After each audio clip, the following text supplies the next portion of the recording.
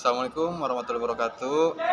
Kembali lagi bersama saya Irfan Adori, asal sekolah dari SMK 16 Pandeglang. Sini saya akan memaparkan tentang materi pembelajaran, yaitu tune up konvensional pada kendaraan ringan, yang mana pada minggu kemarin sudah kita ulas poin-poinnya. Nah, sekarang nanti kita akan mengadakan yang namanya pembelajaran prakteknya.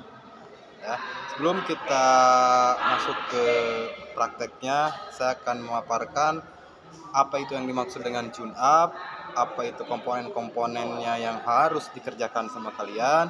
Ya, nah, yang pertama itu pengertian dari tune up. Tune up itu mengembalikan tenaga mesin ke semula, yang mana itu ada yang namanya perawatan.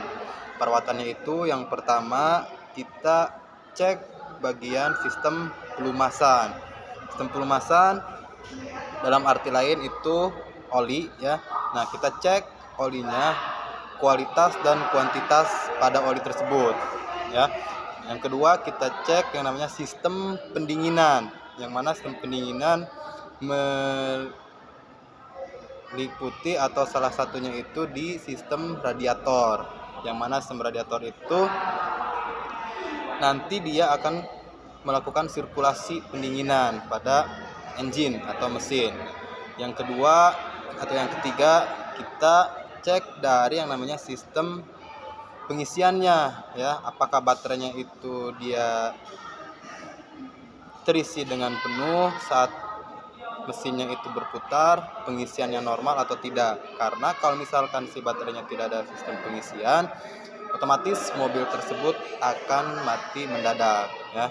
Nah, setelah itu nanti kita lanjut ke namanya servis. Kalau yang konvensional itu servis radiator, yang mana servis radiator itu sangat dianjurkan, ya. Untuk apa? Untuk kita mengetahui komponen apa saja yang perlu dibersihkan atau diperlukan penggantian, ya, spare partnya. Setelah itu nanti kita pengecekan yang namanya kuil. Kuilnya kita cek apakah dia normal atau tidak, ya. Terus masuk nanti ke busi. Businya apakah masih bagus atau dia cuma diperlukan yang namanya servis atau perawatan, ya, dalam artian membersihkan komponen-komponen busi. Terus kalau misalkan yang konvensional itu ada yang namanya platina. Di platina itu biasanya terjadi yang namanya kekotoran. Kotorannya itu harus kita bersihkan kalau itu masih bisa atau layak. Kalau misalkan sudah tidak layak, itu harus dilakukan yang namanya penggantian platina, ya, dan berhubungan dengan yang namanya distributor. Setelah itu masuk ke tahap akhir itu cek kompresi.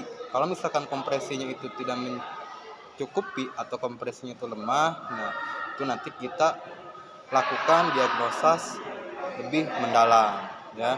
Apakah si boringnya itu udah aus, apakah ring seharnya udah aus, atau misalkan harus ada yang penggantian namanya block cylinder atau yang namanya oversize atau di quarter. Nah, ya, mungkin untuk materinya seperti itu, dan langsung kita nanti adakan yang namanya praktek, ya. Mungkin sekian dari saya. Terima kasih. Wassalamualaikum warahmatullahi wabarakatuh.